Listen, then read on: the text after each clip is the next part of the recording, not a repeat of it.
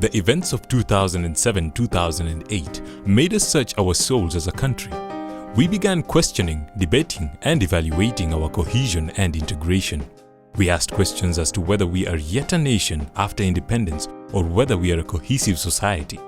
Our conclusion was that we are a divided and fragmented state along ethnic, racial, religious, economic, and political lines.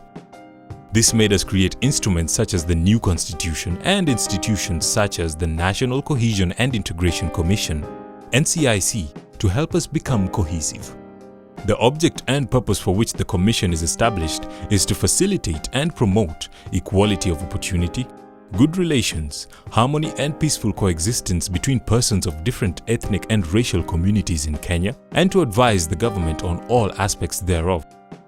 National cohesion is described as both a process and an outcome. As a process, Kenyans should feel that they are engaged in building a common enterprise, therefore facing the shared challenges that come along as well as the equal opportunities. As an outcome, we need to evaluate attempts to attain national cohesion through social re-engineering. With this in mind, the NCIC from August 2011 to January 2012 facilitated regional diversity conversations on ethnicity and race. This was in an effort to open up spaces for inter-community dialogue in order to enable the identifying of opportunities through which ethnic, racial and religious tolerance could be enhanced and entrenched in a sustainable manner. The forums were held in Nairobi, Kakamega, Kisumu, Njoro, Nyeri, Isiolo, Mombasa, Machakos, Lodwar and Garissa. The vast knowledge and research gathered from the regional dialogues were culminated in the first ever national conference discussing national diversity, race and ethnicity, titled as the People's Conference, that took place on the 12th and 13th of March year 2012. It's called the People's Conference because it's about the people of Kenya. And the theme is deconstructing our pasts to construct a shared future. The People's Conference is expected to, among other things, consolidate experiences and lessons drawn from the regional forums and chart a way forward for Kenya in regard to ethnic and race relations. The conference brought together about 400 participants. That included statesmen, political elite, faith-based organizations, the private sector, donor community, community leaders, academia, civil society, government representatives, media, and other opinion leaders. This conference has come at the right time, particularly as we are preparing to go for the general elections. This is a program which is actually going to shape the future destiny of this country.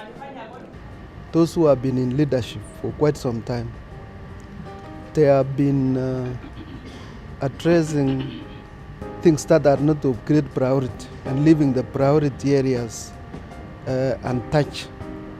So therefore, once we have been given an opportunity to be in such a conference, I will be able to chart and to present my feelings on how my country should be governed.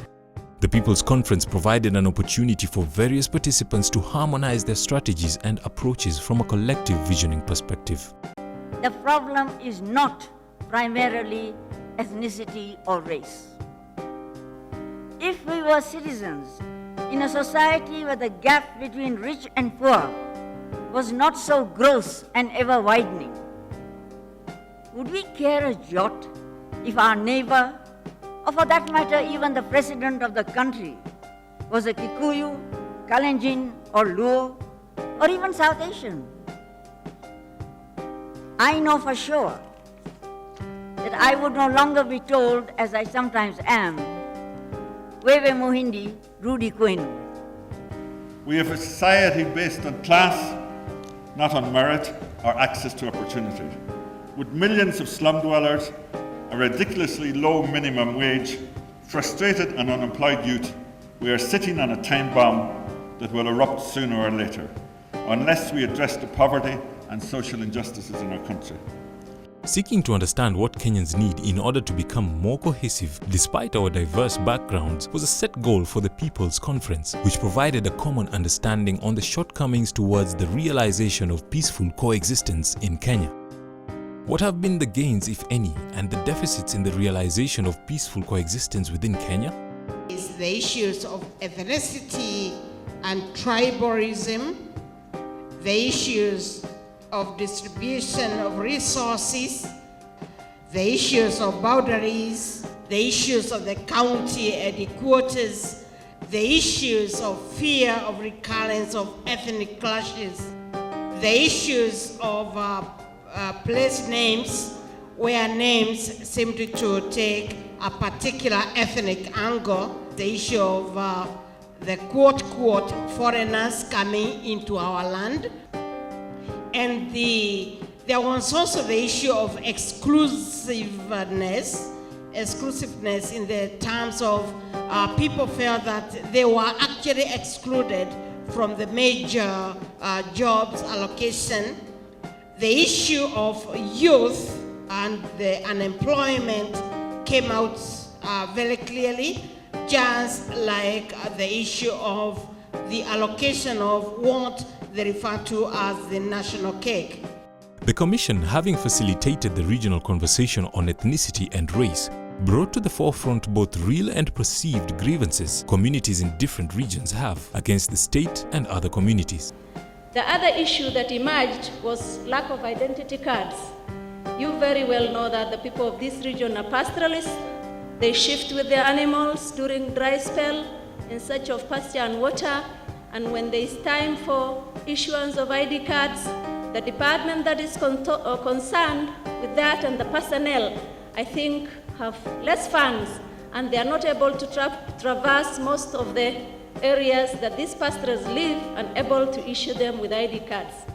The state still continues to ignore this part of the country, especially as concerns security. NCIC cannot impose community cohesion. Instead, they work to enable and support community initiatives for improved national cohesion and integration. And this is what informed the conference on solutions to build a shared future. As a commission, we believe the people in this room can do it. Because everybody who is here is an opinion leader from a community they come from. We want you to be our ambassadors. Solutions, at the plenary on solutions, the suggestion that was that one, that we are lucky that the new constitution in some way already provides a solution, that devolution will guarantee that a certain minimum amount of money comes to all the counties. The question of employment, it was also suggested that we need to take seriously a more intelligent and a more knowledge-based use of the resources that we have and the rising crime that's based on unemployment.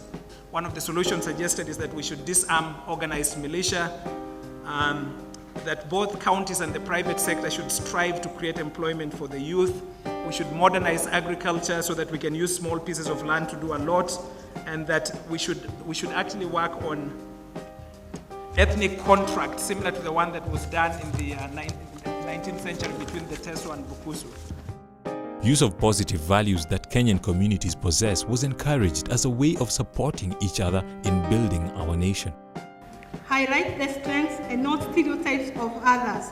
For example, when I look at the Kalenjins, what is special about them? They are dresses. When I look at the Kambas, they have wonderful carvings. When I look at the Kikuyus, their entrepreneurship, etc. Can we use these positive values amongst us to build Kenya? In Kenya, ethnic and racial identity is perceived to be of more value than national identity due to feelings of exclusion from the discussed shortcomings. Identity is not innate. When you're born, your tribe or ethnic affiliation is not written on your forehead. You can't see it from an X-ray. You won't find it from a blood sample or from your DNA.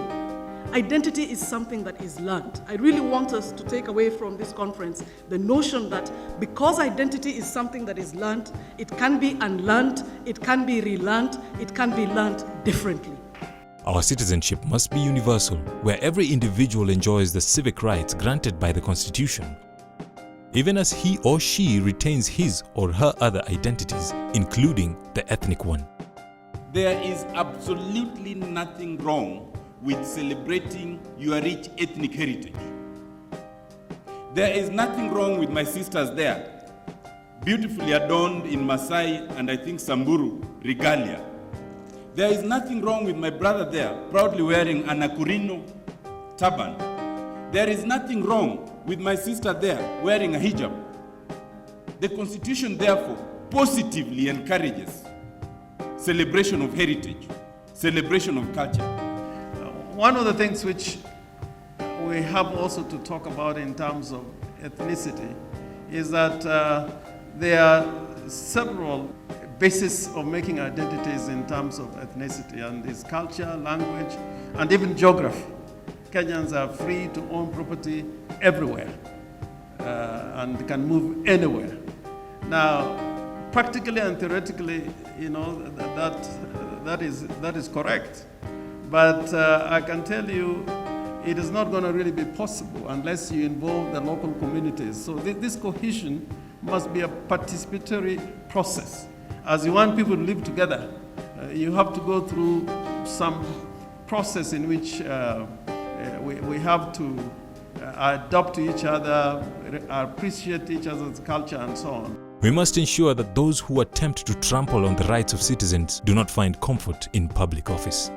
The member of parliament of this country must understand that if you pay yourself 500,000 shillings and the minimum wage of the worker is less than 4,000, you will have to live in Runda and create a high wall and put many dogs and put many security people in order to protect the 500,000 that you are getting. You see, our education must help us to completely reorganize this. We just need to earn enough to be able to serve society so that the others can earn enough to be able to be secure. Then there is nobody who is running after other people's income. We would like to see politicians speaking honestly, truthfully, treating one another as decent human beings. We would like them to do to others what they would like others to do to them. The People's Conference also agreed and noted on concrete actions that the government must undertake and continues to undertake to put this nation firmly on the path to true unity. In the recent past, the government has also created the National Cohesion and Integration Commission, the commission that has invited us here today, with the task of basically finding ways of bringing about national integration and cohesion in this country. We are already on track with this transformation. Our constitution does set out the pace and offer some very informative insights into the balance between ethnic and communal identity and national identity. There are already provisions that affirm that culture is the foundation of our nation. And if they haven't, the Constitution asks them to read Article 11. It's very clear the Kenyan state has got an obligation to promote and protect our diversity of language. Provision is also provided for affirmative action so as to support minorities and communities that have been marginalized. You will find that in Article 56 of the Constitution. Since independence, it was expected that successive generations of Kenyans would do their part in ensuring democracy, productivity, unity and equity. Watoto wetu ama vijana wa Kenya wana jukumu ya kuanza kutoa Kenya kuwa nchi ya ukabila, kuipeleka kuwa nchi ya Kenya. Kwa sababu wao wanachanganyikana vizuri, hawaoni hizi tofauti ndogo ndogo na tofauti mbaya, na hilo ni jambo inatakana. Na nilipokuja kuna mwalimu alikuwa anazungumza habari hiyo. Issues on cohesion really should be articulated at those levels. Youths who are all the time misused. If it were Arsenal playing Barcelona today, this building here, this room, would be completely full. Is there a methodology we use on cohesion to bring in the issue of soccer outside there, to now start talking about cohesion? But I think as a young person, I believe that national cohesion and integration is important because this country belongs to us. We want to build houses, to get married someday. And that all cannot happen if we are living in a country that people are burning their neighbors' houses, people are torching the other people's businesses. So I think national cohesion is important. And I think to achieve that, we need to focus on what is common, the values that unite us, and less on the issues that divide us. Use of education as a tool for national cohesion and integration would be used to encourage a sense of belonging. To prepare the future generations to see themselves as Kenyans first, a national value system is being developed. One of the ways to inculcate these values is through the education system. The Ministry of Education initiated this program called Peace Education, and which is important in the sense that they emphasize the need for tolerance, the need to avoid violence, and need to solve problems through discussion and other issues. My plea is, can the NCIC actually consider cooperating with KIA so that the curriculum can actually incorporate education that actually brings tolerance, cohesion, and integration? In the new curricula that will come, which we are going to help as a commission to develop, a child from standard 1 all the way to university must take a course that will be known as citizenship, so that you know that this country belongs to all of us and know how to fix it. Even if you want to be an engineer, you want an engineering degree, you want an IT degree, one of the things you must do before you leave the university is to satisfy the university that you have actually taken this course and you understand that this country is for all of us. As a nation, experiences of other states on cohesion and integration would be ideal to perfect our approaches towards nation building. What we find in Ubuntu societies is a system, in fact, for going about solving problems. The first step is to obviously ensure that there's a fact-finding process in which the views of the victims and the perpetrators and witnesses are heard. The perpetrator would have to acknowledge the guilt, and then the next step is a perpetrator having to demonstrate remorse for what has happened, and then asking for forgiveness from the victim. And then at that stage, if the victim is willing, because it's not always the case that the victim will be willing, the victim can show mercy to the perpetrator. We have to confront our past to deal with the future. After the Second World War and the peaceful revolution in East Germany, we did the same.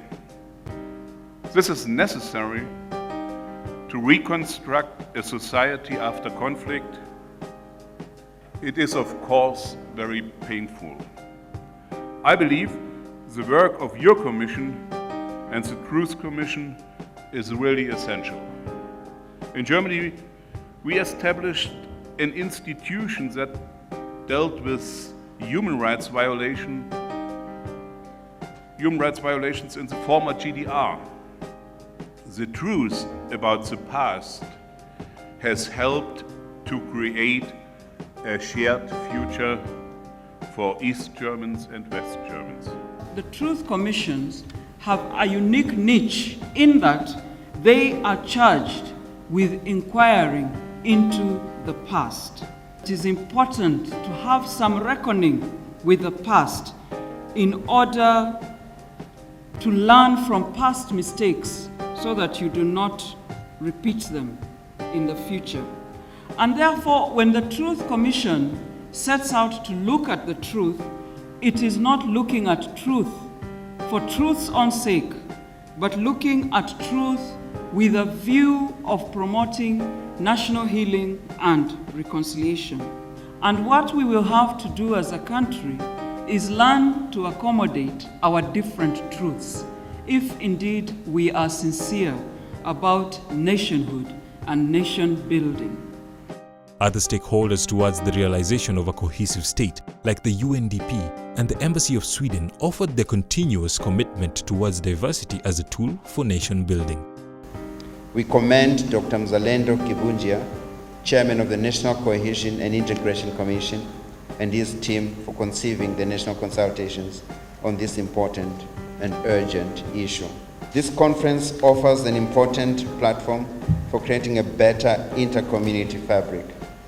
This will go a long way in reducing tension and increasing trust across ethnic and other lines. Along with other like-minded partners, we're very happy at the United Nations to be associated with this conference and with this initiative. We have high hopes that the forum will advance the reform agenda in Kenya. Sweden is committed to continue supporting the National Cohesion and Integration Commission, as well as other efforts towards the implementation of the Constitution. It is crucial that the general election be fair, free and peaceful. This would send a strong signal to Kenyans and to the world and bring Kenya forward on its path towards making Vision 2030 a reality. A further objective of the NCIC is to initiate, lobby for and advocate for policy, legal or administrative reforms on issues affecting ethnic relations. Race and ethnic relations also are dependent on how, for example, we deal with the question of alleviation of poverty. That if we as a country are not then able to implement, say, the Kenya 2030 vision effectively, properly, then obviously we will not be dealing with the question of ethnic relations. A draft ethnic and race relations policy has been developed, which outlines policy direction for both national and county governments in dealing with ethnicity in employment, workplace, and in dealing with the private sector. We are hoping once this policy is completed, which we are validating in this national conference, that it will help to mitigate conflict, build peace, and ensure cohesion. And one of the things that the National Cohesion Integration Commission will be doing will be monitoring and evaluation of this policy, where we will have statements at the end of the year to say what is the state of our cohesion. The policy that is in your documents, and you can look at it, it's in one of your folders, has about 68 policy statements that provide strategic guidance on achieving a positive ethnic and race relations that will enable Kenya become more sociable, cohesive, politically stable, and economically prosperous.